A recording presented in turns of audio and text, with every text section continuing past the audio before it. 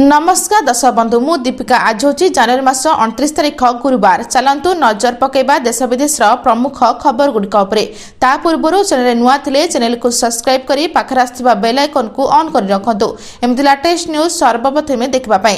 तेज आसतु आज दिन गुरुत्वपूर्ण खबर गुड़िक नजर पकेबा। आज प्रथम खबर प्लेन क्रैश रे उपमुख्यमंत्री अजित पवार समेत 6 जनकर परलोक। महाराष्ट्र उपमुख्यमंत्री और एनसीपी मुख्य अजित पवार विमान दुर्घटना रे परलोक घटी। दुर्घटना महाराष्ट्र बारामती घटी। विमानटी बारामती अवतरण करथिबा समय ए घटना घटी। दुर्घटना रे विमानटी संपूर्ण नष्ट हो जाइतिला। रिपोर्ट अनुसार यह अजित पवार व्यक्तिगत विमान थिला। प्रशासन और सुरक्षा एजेंसी गुड़िक घटनास्थल में पहुंची परिस्थितिर मूल्यांकन करुछंती। अजित पवार व्यतीत एथिरे अन्य 6 जन लोक थिले। से बारामती निर्वाचन प्रचार पई जाउथिले। तेज जिला परिषद और पंचायत समिति साधारण निर्वाचन प्रचार अंशस्वरूप उपमुख्यमंत्री बुधवार बारामती तालुक विभिन्न रैली संबोधन कर कार्यक्रम थिला। अजित पवार महाराष्ट्र जने प्रमुख राजनेता। पूर्ण नाम अजित अनंतराव पवार एवं से राष्ट्रवादी कांग्रेस पार्टी जने वरिष्ठ नेता थिले सूचना रही। परवर्ती खबर नवनिर्माण कृषक संगठन बंद डाकरा सुपर फ्लॉप कहले जोगाण।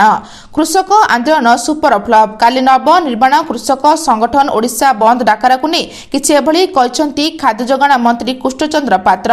राज्य में कौन जगार भी कृषक बाहरी नाहांती। प्रकृत कृषक आंदोलन रे नाहांती। राजरास्ता को बाहरी नाहांती चाषी। तेणु नवनिर्माण कृषक संगठन बंद डाकरा सुपर फ्लॉप है। प्रमाण है जे चाषी मैंने सरकार से लोक विभ्रांत करने को चेष्टा कर विफल होती। गतकाली सुधा राज्य में 37,51,225 मेट्रिक टन धान किणा सरला। 8,000 कोटी रु अधिक टंका कृषक मान खाता को जाई सारा। किसी जिले में धान किणा सरी आसला एवं धान किणा सुरुखुरे चली से दोहराई सूचना रही। परवर्ती खबर रोगी कल्याण समिति बैठक में बड़ निष्पत्ति। कैपिटल हॉस्पिटल रे बढ़िबो आईसीयू बेड संख्या। कैपिटल हॉस्पिटल रे दूर हेबो समस्या। रोगी को मिलिबो आहुरी उन्नत मानर चिकित्सा सेवा। कैपिटल हॉस्पिटल रे बढ़िबो आईसीयू बेड संख्या। 16 बेड संख्या 40 हेबो। रोगी कल्याण समिति बैठक रे एने बड़ निष्पत्ति ग्रहण कर जायछि। कैपिटल हॉस्पिटल रोगी कल्याण समिति बैठक रे जोगदेई भुवनेश्वर सांसद अपराजिता षडंगी डाक्तरखानार स्वास्थ्य सेवार उन्नतीकरण सकाशे स्वास्थ्य मंत्री स्वास्थ्य सचिव और कैपिटल हॉस्पिटल डाक्टर सहित पुंखानुपुंखन आलोचना कर सूचना रही। परवर्ती खबर कृषकों खुशी खबर। एथर खाता को आसिबो अधिक टंका। प्रधानमंत्री किसान समृद्धि योजना अधीन चाषी मानू प्रति मासरे 2,000 टंका सहायता राशि दे आसुछंती सरकार। वार्षिक सीधासलख चाषी एकाउंट को स्थानांतरित हुए मोट 6,000 टंका। तथापि 2019 योजना आरंभ होगा पर ए परिमाण कौन वृद्धि होना। तेज मुद्रास्फीति पूर्व परिवर्तन हो सारी बेले सारा देश में चाषी मैंने दीर्घ दिन धरी यह परिमाण वृद्धि दाबी कर आसुछंती। सहायता राशि 6,000 रु 9,000 करने को चाषी मैंने दाबी कर आउ नुहे एवं अपेक्षा शेष होगा जाउछि एवं चर्चा होछि कि एथिपाई चलित बजेट रे घोषणा करिपारंती सरकार। फेब्रुआरी 1 तारिख में उपस्थापित होगाकु साधारण बजेट पूर्व चाषी मैंने एथिपाई बहुत आशा रखिछंती। कहुछि प्रधानमंत्री किसान योजनार परिमाण वृद्धि कर वार्षिक 6,000 टंका 9,000 किंबा 10,000 टंका वृद्धि कर सूचना रही। परवर्ती खबर नवनिर्माण कृषक संगठन बंद डाकरा सुपर फ्लॉप कहले जोगाण। कृषक आंदोलन सुपर फ्लॉप। काली नवनिर्माण कृषक संगठन ओडिशा बंद डाकरा को नहीं किसी एभली कहते खाद्य जोगाण मंत्री कृष्णचंद्र पात्र। राज्य में कौन जगार भी कृषक बाहरी नाहांती। प्रकृत कृषक आंदोलन रे नाहांती। राजरास्ता को बाहरी नाहांती चाषी। तेणु नवनिर्माण कृषक संगठन बंद डाकरा सुपर फ्लॉप है। प्रमाण है जे चाषी मैंने सरकार से लोक विभ्रांत करने को चेष्टा कर विफल होती। गतकाली सुधा राज्य में 37,51,225 मेट्रिक टन धान किणा सरला। 8,000 कोटी रु अधिक टंका कृषक मान खाता को जाई सारा। किसी जिले में धान किणा सरी आसला एवं धान किणा सुरुखुरे चली से दोहराई सूचना रही। ପରବର୍ତ୍ତୀ ଖବର ଆକାଶ ଛୁଆଁ ହେଲା ସୁନା ରୂପା ଦର ଗହଣା କିଣିବା ପୂର୍ବରୁ ନଜର ପକାନ୍ତୁ କେଉଁ ସହରରେ କେତେ ରହିଛି ସୁନା ଦର। ତେବେ ଯଦି ଆପଣ ଆଜି ସୁନା କିଣିବାକୁ ଚାହୁଁଛନ୍ତି ବା ଯୋଜନା କରୁଛନ୍ତି ତେବେ ପ୍ରଥମେ ଜାଣିନିଅନ୍ତୁ ଆଜିର ସୁନା ଦର। ଆଜି ଭାରତୀୟ ବଜାରରେ 24 କ୍ୟାରେଟ୍ ସୁନାର ମୂଲ୍ୟ 1,65,170 ଟଙ୍କାରେ ରହିଛି।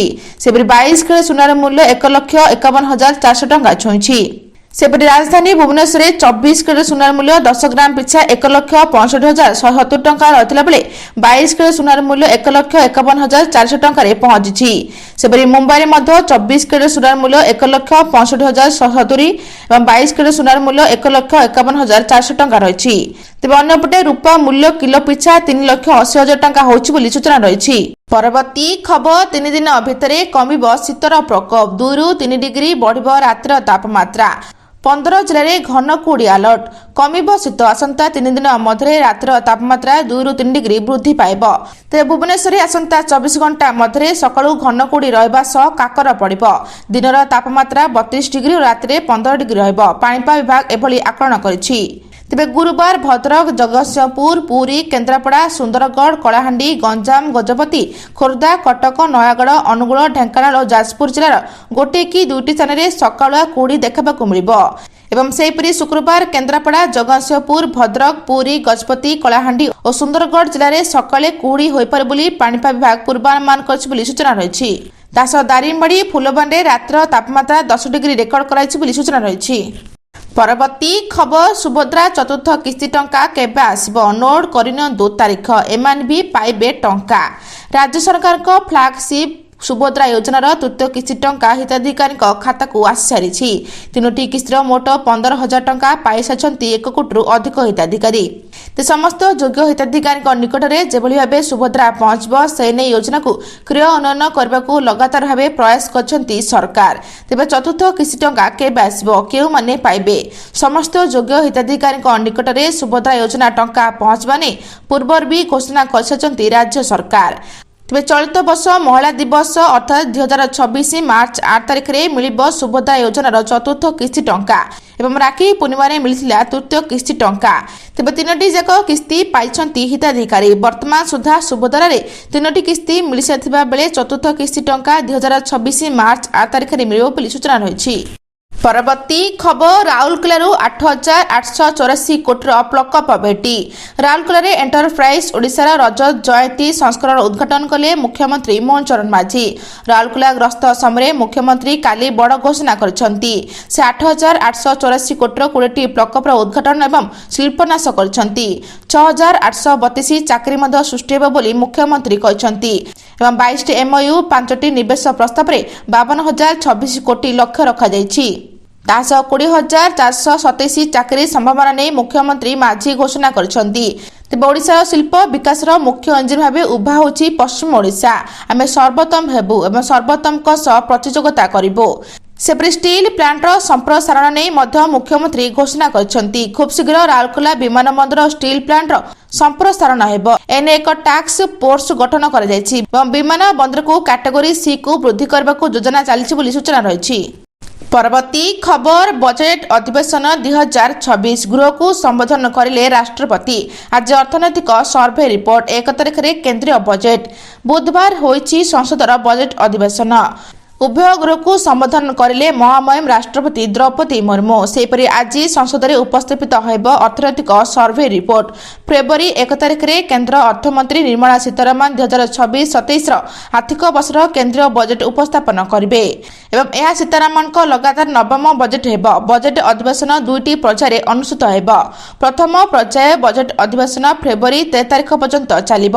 ସେଭଳି ଦ୍ୱିତୀୟ ପର୍ଯ୍ୟାୟ ଅଧିବେଶନ ମାର୍ଚ୍ଚ 9ରୁ ଏପ୍ରିଲ 2 ପର୍ଯ୍ୟନ୍ତ ଚାଲିବ ଏବଂ ସେପଟେ ବଜେଟ୍ ଅଧିବେଶନକୁ ସୁରୁଖୁରୁରେ ଚଳାଇବାକୁ ଗତକାଲି ସର୍ବଦଳୀୟ ବୈଠକ ଡାକି କେନ୍ଦ୍ର ସରକାର ବିରୋଧୀଙ୍କ ସହଯୋଗ ଲୋଡ଼ିଥିଲେ ବୋଲି ସୂଚନା ରହିଛି। ପରବର୍ତ୍ତୀ ଖବର ଲାଇସେନ୍ସ ବାତିଲ ନେଇ BMCର ଚେତାବନୀ ଓମଫେଡ୍ ବୁଥରେ ଗୁଟକା ବିକିଲେ ଆକ୍ସନ। ଭୁବନେଶ୍ୱର ମହାନଗର ନିଗମ ଅଞ୍ଚଳାଧୀନ ରହିଥିବା ଭେଣ୍ଟିଂ ଜୋନ୍ ଓମଫେଡ୍ ବୁଥରେ ନିଶା ଦ୍ରବ୍ୟ ଯେପରିକି ଗୁଟକା ସିଗାରେଟ୍ ପାନ ବିକ୍ରି କଲେ ବ୍ୟବସାୟୀଙ୍କ ଉପରେ BMC ପକ୍ଷରୁ କଡ଼ା କାର୍ଯ୍ୟାନୁଷ୍ଠାନ ନେଇ ଚେତାବନୀ ଦିଆଯାଇଛି।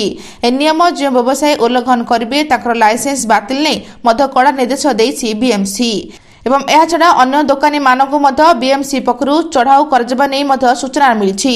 କଲେଜ ଅନ୍ୟାନ୍ୟ ଶିକ୍ଷା ଅନୁଷ୍ଠାନ ନିକଟରେ ବ୍ୟବସାୟୀମାନେ ବିକ୍ରି କରିବେ ନାହିଁ ସେ ପ୍ରତି ମଧ୍ୟ ଧ୍ୟାନ ଦିଆଯିବ।